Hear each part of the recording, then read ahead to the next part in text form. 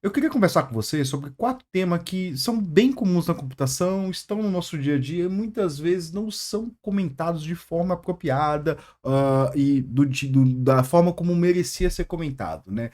E tudo isso começou quando eu fui procurar, informações sobre esses temas para compartilhar nas minhas pull requests, né. Os temas são information hiding, encapsulamento, as leis de evolução de software e o material que nós temos acesso a isso, né. Então, vamos conversar sobre isso? E oi, se você não me conhece, meu nome é Vitor Osório, esse aqui é um cafezinho, um vídeo onde eu vou tomando meu cafezinho e conversando sem roteiro sobre temas da computação, desenvolvimento, a programação e tudo mais, né. E hoje a gente vai falar de a qualidade dos conteúdos sobre, como programar bem. Então, vamos começar?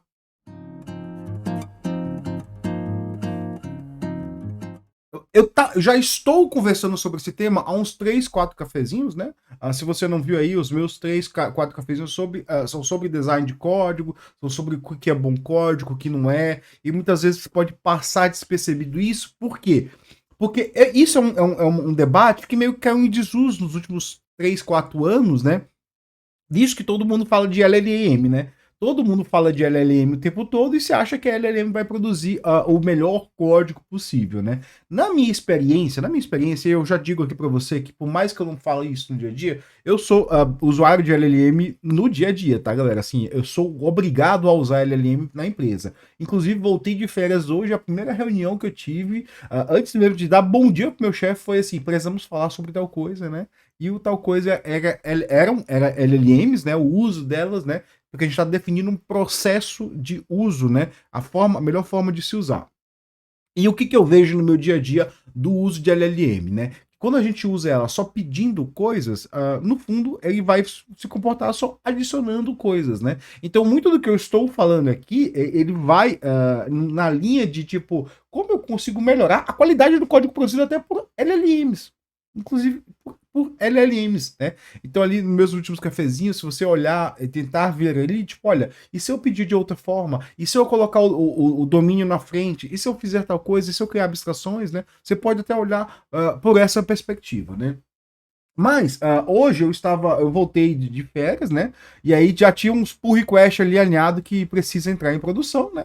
E aí o que que eu fiz, né? Pô, vou revisar esse negócio aqui. Estou aqui eu fazendo um vídeo, né? Obviamente já revisei os pull requests, já dei meus feedback lá. E eu queria. Aí eu lembrei de uma coisa que eu estava lendo, né? Anteontem, né? Na verdade, ontem eu fiquei doente, né? Então, no meu último dia de férias, eu fiquei doente e eu não consegui gravar cafezinho, que eu queria gravar cafezinho, também era feriado em Campinas, né? Mas eu tava lendo sobre as leis da evolução de software, né? Porque eu fiz um vídeo sobre refactoring na segunda-feira, na terça-feira, né? Na segunda-feira? Não, na terça-feira eu fiz um vídeo sobre refactoring. E aí eu entrei nesse buraco de minhoca aí de ler sobre o tema, né? E acabei caindo na leis da revisão de software. E aí, o que, que isso tem a ver com o que eu estou falando aqui sempre, né?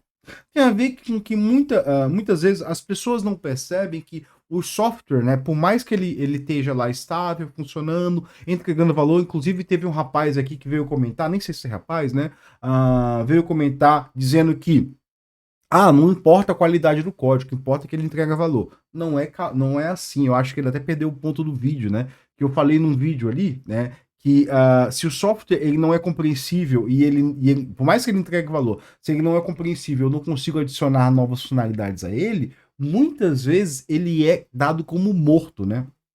Enquanto isso, eu achei as leis da evolução de software, um negócio que eu devo ter ouvido alguma hora e não lembrava, né? Ou leis de Lima, né? Que falam exatamente isso, né? Que os softwares estão em constante evolução, né? E tem a lei da mudança contínua, né? O código tem que se adaptar continuamente. Mudança contínua não é entrega contínua, tá, galera? Ali é bem isso, inclusive de entrega contínua, né? A lei do crescimento contínuo, né? O software, ele vai crescendo, né? Aí tem um aumento da complexidade, o declínio da qualidade, ele vai sempre decaindo em qualidade.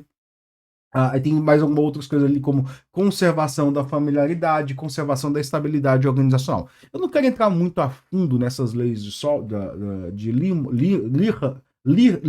aqui, né? Se você quiser, procure aí, eu vou deixar algum link aqui na descrição, né? Uma hora eu estou escrevendo algum post em relação a isso.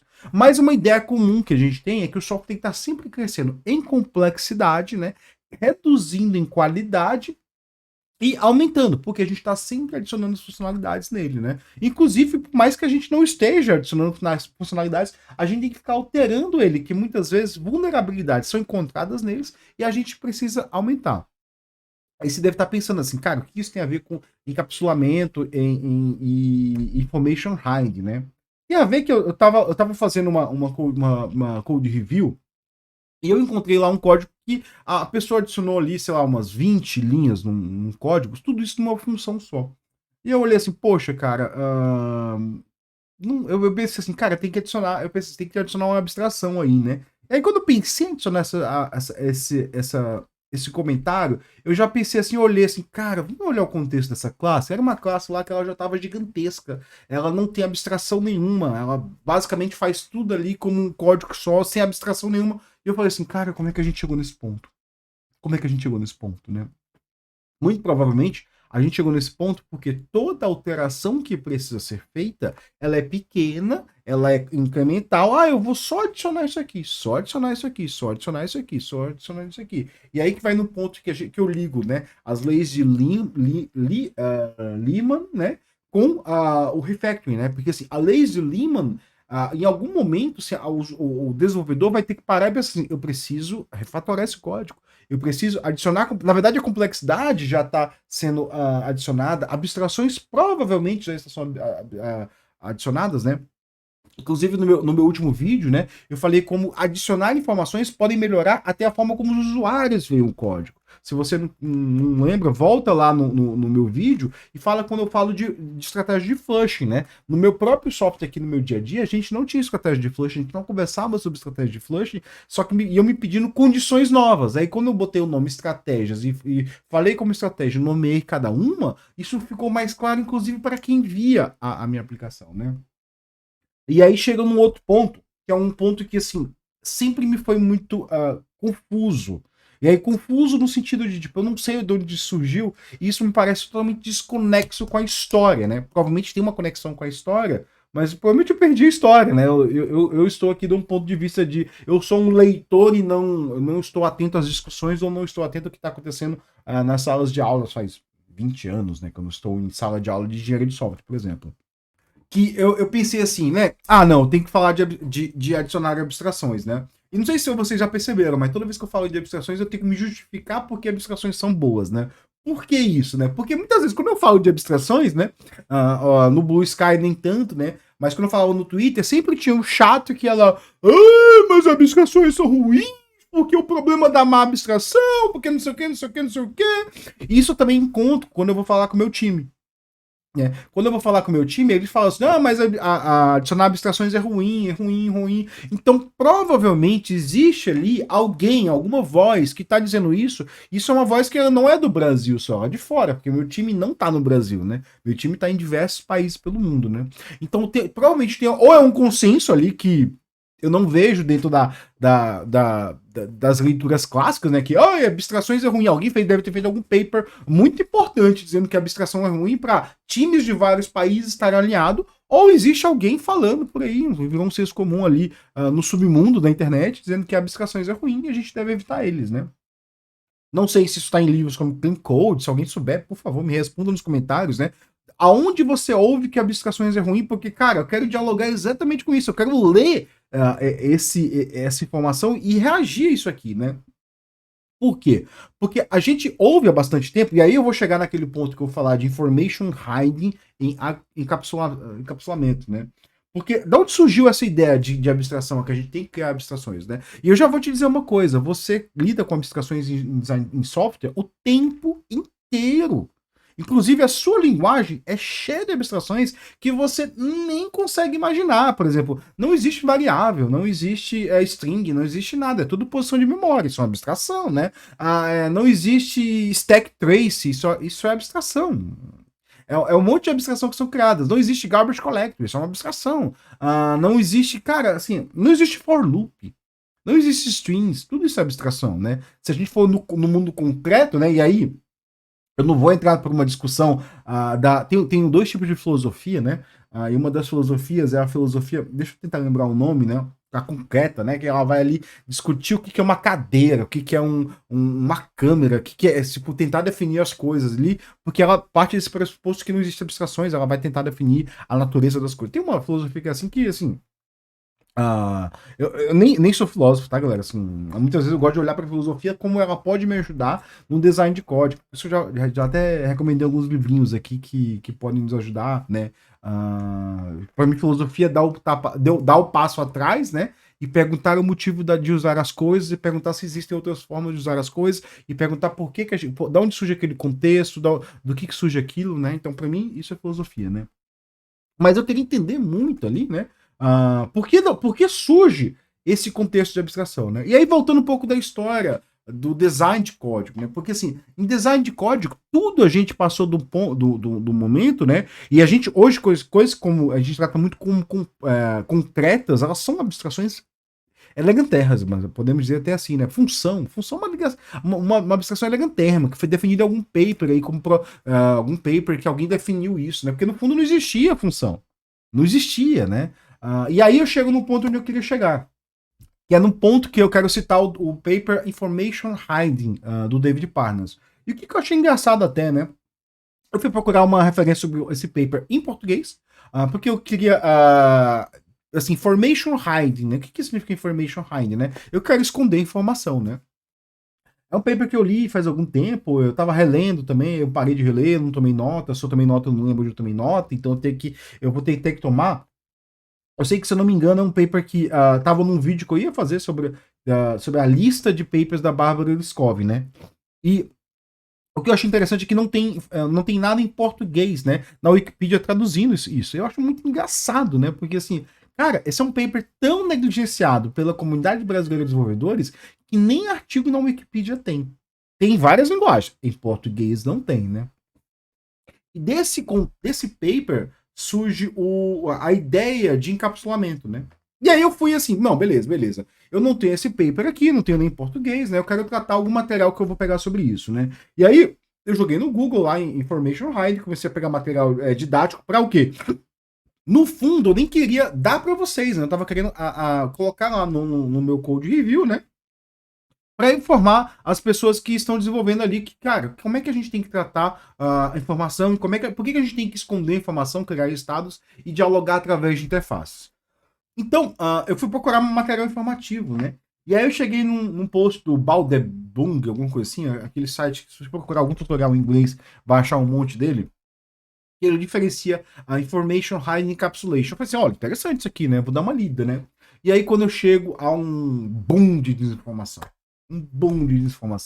E aí tá no ponto do meu vídeo, assim, a gente tem muito problema, e isso tem muito, talvez essa seja uma das crises do desenvolvimento de software, né? A gente tem muito problema com o design de software, porque a qualidade do material que ensina a orientação a objeto, que ensina design de código, é muito ruim. É muito ruim. É muito ruim. Deixa eu falar um pouquinho desse post que eu achei, né? Nesse post, basicamente, se eu não me engano, se eu estou errado, mas eu acho que era um dos dois, assim, né? Ele botava o information hiding como esconder a informação somente, e aí você expunha a informação através de getters e setters e não de campos. É como se assim, eu quero esconder a informação. Então, ao invés de eu expor a minha variável, eu vou botar getters e setters e quem quiser acessar. Cara, isso aí tá totalmente errado. Tá totalmente errado. Eu, sim, eu acho que o David Parnas deve estar vivo, né? Se não tiver, desculpa, o espírito do David Parnas ali, contra essas heresias que estão fazendo o seu nome, né? Bom, qual que é a ideia do Information Hiding, né? Information Hiding, a ideia é que o software vai cada vez ficando mais complexo e por isso, em algum momento, a gente tem que pegar partes desse software, criar uma interface de comunicação de alto nível e esconder as informações ali embaixo.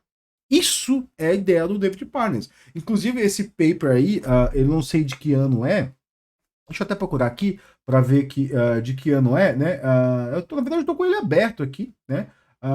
Deixa eu ver, não estou com o paper aberto, né? Mas estou com a Wikipedia dele aberto, né? Aí não tem a data do paper, né? Não tem a data do paper. 72. Esse paper é de 72. O conceito de Information Hide foi primeiro descrito por David Parnas em 1972. Antes disso, a modularidade foi discutida por Richard Gautier no livro Design System Programs. Design System Programs. Eu tinha um livro que eu li de bem antigo, Design System Programs, mas não é esse aqui, provavelmente não, né?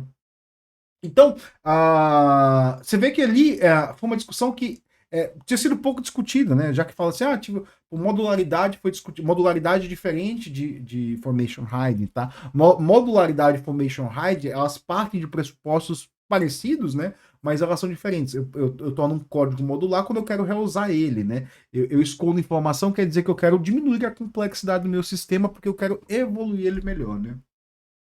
E aí, encapsulamento também foi descrito de uma forma bem tosca, assim, que eu fiquei até assim, foi vergonhado. Falei assim, cara, eu teria vergonha de escrever um post desse. Por quê? É um post que revela, assim, que eu não fui ler material, eu não fui preparar material, eu não vi que alguém estava discutindo as coisas, eu só peguei, olhei aquilo ali, vi o que eu acho daquilo ali e postei. O que é bem comum, tá, galera? É bem comum, tem muitos materiais que a gente vê por aí, as pessoas elas não vão atrás para entender as discussões que estão sendo feitas, né?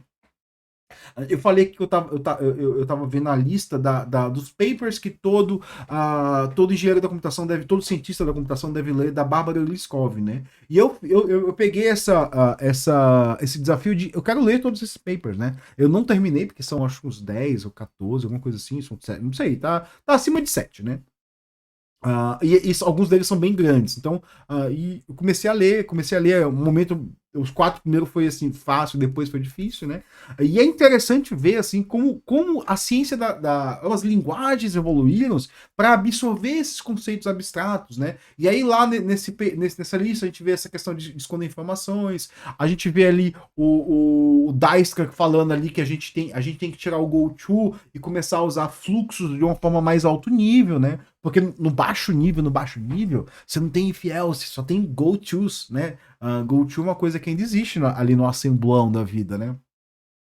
Caso você nunca tenha visto o que é um programa em assembly, recomendo você pegar e procurar um código-fonte assembly, né? Aliás, eu vou deixar um que é bem interessante aqui, que é o código da Apollo 11, né? Eu vou deixar direto no método lá, o burn baby burn, que é o modo... Você tenta ler esse código e ver se você consegue entender alguma coisa. Para você entender o que eu falo, que eu sempre falo, que código é comunicação, né? E aí faz aquele desafio lá, joga aquele código ali numa LLM, obviamente ela vai entender, porque deve ter um monte de paper discutindo esse código, né? E vê se você consegue lidar com ele, né? Você vê se consegue explicar ele, vê se ela consegue evoluir ele, né? Mas Information Hiding Encapsulation são duas técnicas que eu acho magníficas, né? Porque elas conseguem reduzir a complexidade de código, né? E o código ele tá sempre ficando mais complexo, né? E eu tenho falado nisso nessa série, né? Que assim, um código, quando ele é vivo, um sistema, quando ele é vivo, quando ele é usado, né? Você tem usuários ali usando ele, pedindo mais funcionalidades. Quando você adiciona mais funcionalidades, você faz o quê? Você altera o código dele e bota coisas novas neles. Quando você bota coisas novas neles, você vai adicionando mais complexidade. E muitas vezes, a decisão de refatorar, ela vai ser tomada por alguém que viu, tem que fazer uma pequena mudança naquele código, aí fica assim, nossa, isso aqui eu tenho uma função que ela tem, o caso que eu vi hoje, né? Era uma função que ela tinha, sei lá, 200 linhas. E a pessoa vai lá e adicionou 5. Ah, mas é pouco. É pouco.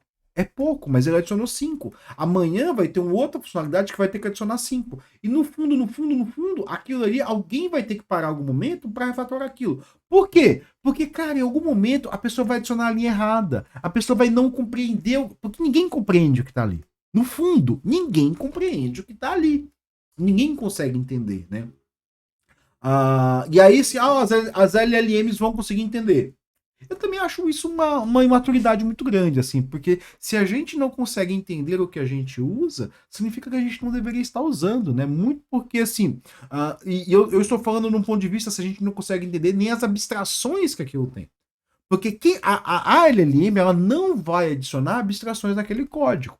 Se você não pedir, olha, eu tenho essa abstração, quero que você reflita ela em código, ela não vai fazer isso. Ela não vai fazer isso. Né? E vai por experiência minha ali. Se você tem que ter ali. A LLM, ela só faz aquilo que ela pede, né? É a grande metáfora ali do Guia dos Mochileiros da Galáxia que eu sempre uso, né? Se você pode ter a máquina mais inteligente feita na história das civilizações, se você não fizer uma boa pergunta, ela não vai dar uma boa resposta, né? Porque o que importa são as perguntas, né? Eu adoro essa metáfora do Guia do Mochileiro das Galáxias, que, assim, para mim, deveria ser a base de qualquer discussão de LLM, né? Mas voltando aqui, né? Essa minha ideia aqui, desse vídeo, ele dessa dificuldade. Cara, é muito difícil mesmo achar material que ensina design de código.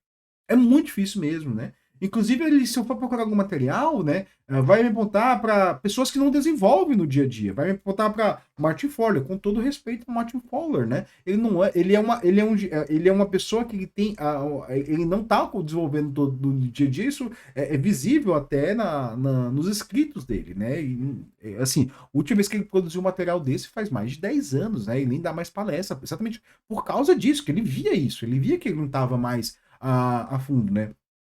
E aí, quando você vai pegar material dele, que são importantes para lidar com essas coisas, a gente vê até que os exemplos são fracos, porque ele não é uma pessoa que desenvolve todo dia, né? É só pegar o material clássico dele, que eu sempre mostro, né? Que é a definição de Tell Don't Ask dele, né? É pobre. É pobre. Quer dizer, a definição formalmente parece boa, mas os exemplos são pobres, né? Eu faria exemplos bem melhores. Por quê? Porque eu tenho um contato no dia a dia com o código, né? Eu voltei de férias aqui faz menos de 2 horas, e eu já fiz uma code review.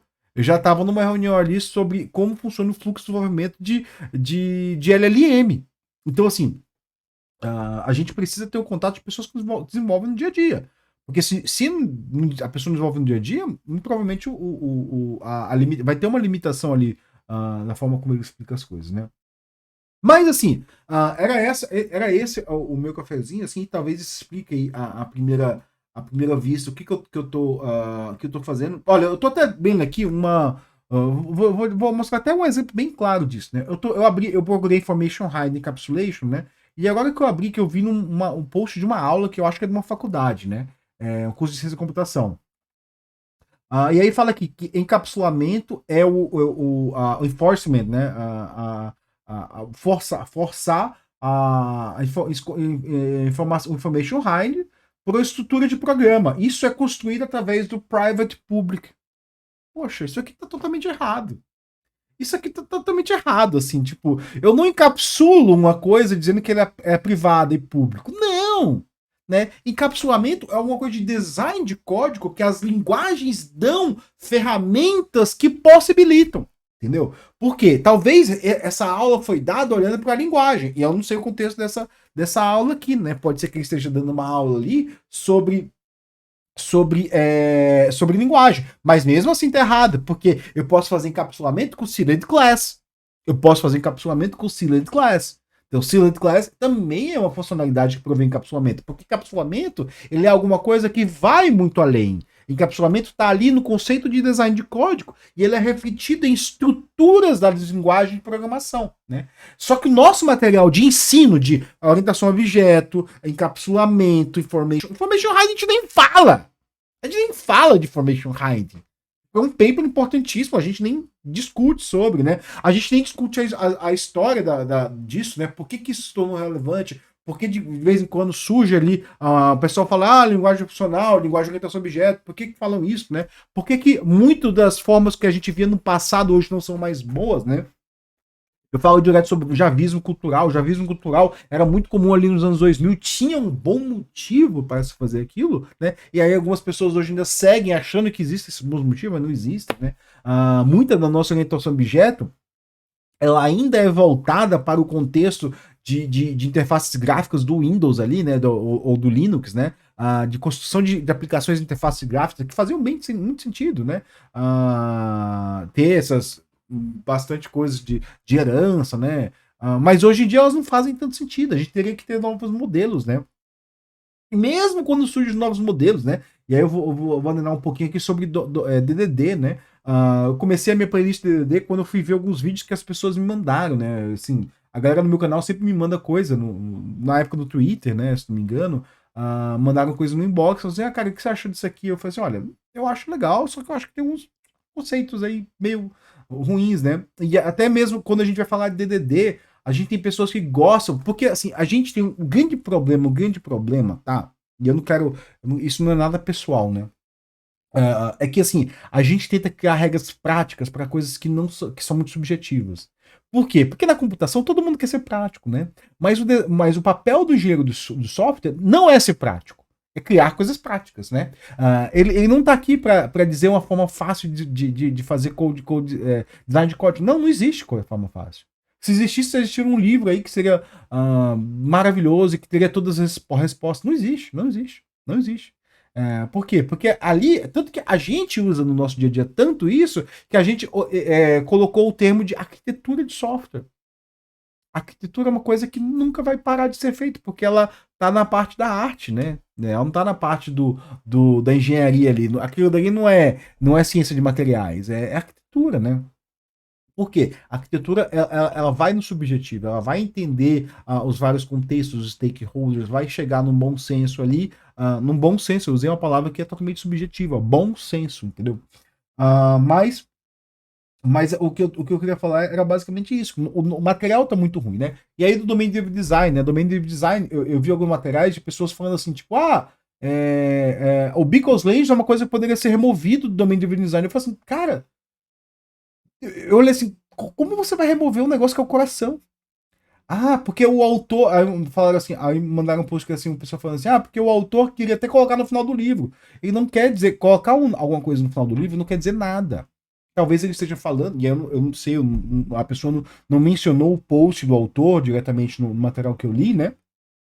Eu até queria ver, né, se o autor queria realmente colocar, porque para mim, o Beacons Language, né, e eu lembro que eu fiz até um post uma vez, sobre esse livro aqui, o Implementando Domain Driven Design, que é uma das grandes referências também do Vaughan Vernon. Aliás, assim, eu fiz esse post, né, no LinkedIn e o autor desse livro compartilhou, né? Eu achei muito interessante. Ele também concorda comigo que o Beacons Language é o coração do Domain Driven Design. Mas por que as pessoas querem remover o Beacons Language? Porque é a parte mais subjetiva. E as pessoas querem ir para a parte mais objetiva, né? Que é a parte ali, não, eu tenho alguns padrões de projeto, né? O que é até muito engraçado também do post, né? E aí, provavelmente, se você acompanha, você vai saber, não sei se você vai saber quem que é, né? Que a pessoa também falava, a pessoa ia falar mal de padrões de projetos no post, né? E eu achei também outra questão bem interessante, porque no livro do Domain Driven, tá ao contrário, no livro do Domain Driven Design, né, ele começa a falar da linguagem universal, né, e aí depois ele tem uma, eu acho bem interessante, né, porque assim, ele não fala nisso no livro, né, mas ele fala na introdução da parte 2, né, na introdução da parte 2, ele vai ter uma. Agora eu vou ter que achar aqui, né? Mas eu vou achar. Na introdução da parte 2, né? Ele vai fazer. Tem a parte 1. Aí na introdução da parte 2, os tijolos de construção de um design baseado em modelos, né? Na página 59 do livro, você pode até pegar e ler, né? Ele vai ter umas 2 folhinhas ali que ele fala sobre o restante do livro. Ele fala assim: olha, a gente discutiu o que foi mais importante até agora a gente vai construir uma linguagem de padrões. Né? E aí, assim, para quem tá dentro da discussão do que é uma linguagem de padrões, para quem entende o que é uma linguagem de padrões, né? Você vai ali entender o que ele está discutindo, né? E aí, assim, não faz sentido. Não faz sentido você falar mal de o linguagem onipresente, né? O linguagem ubíqua, né? Falar mal de padrões e gostar de Domain Driven Design. Ele até fala assim, Domain Driven Design, no fundo, a partir disso, vai ser um superset, né? Uma extensão das linguagens de padrões, né? Então, é isso, galera. Assim, a gente tem um grande problema que as pessoas tentam trazer um material que é super subjetivo para uma coisa mais objetiva, para que possa ser ensinada de forma fácil. Eu queria que pudesse ser feito assim. Seria a melhor coisa do mundo, porque assim, eu tô lidando com PRs gigantescas todo dia eu tenho PR gigantesca, eu tenho que revisar código. E cara, a qualidade do código é muito ruim. E eu não tô falando de só de time de vários países. Em geral, a qualidade do código é muito ruim. Porque as pessoas não compreendem o que é refactoring, qual é o momento de fazer refactoring, por que eu tenho que fazer refactoring, o que são abstrações, como é que a gente constrói boas abstrações, né? Eu acho o Domain Driven Design uma boa forma de construir abstrações, né? Eu falei no meu último vídeo, a partir do momento que você consegue descrever um código ao nível de domínio, você já começou a criar as abstrações. Só falta refletir elas em código, né? Então, galera, Esse foi meu cafezinho, ficou maior do que eu esperava, né? Assim, é um pouco um desabafo sobre o que eu tenho visto nos últimos tempos, né? E uma explicação dos motivos que eu estou fazendo esses últimos cafezinhos, né? Eu quero encontrar formas, né? E aí, assim, você pode até achando assim que eu tô querendo vender alguma coisa, né? No fundo, eu tô querendo te ajudar, tô querendo me ajudar, porque assim, na hora que eu encontro formas de descrever melhor como ajudar os outros, eu encontro forma de revisar melhor minhas PRs, né? Então foi isso, galera. Muito obrigado. Obrigado por você ter que acompanhar no meu canal, né? Esse aqui foi mais um cafezinho. Então, o que eu te peço é só comenta, dê o like, compartilha. Joga naquele grupinho ali dos fãs de Clean Code, que eu sei que talvez seja aí de onde vem esse negócio de abstração. Valeu, obrigado.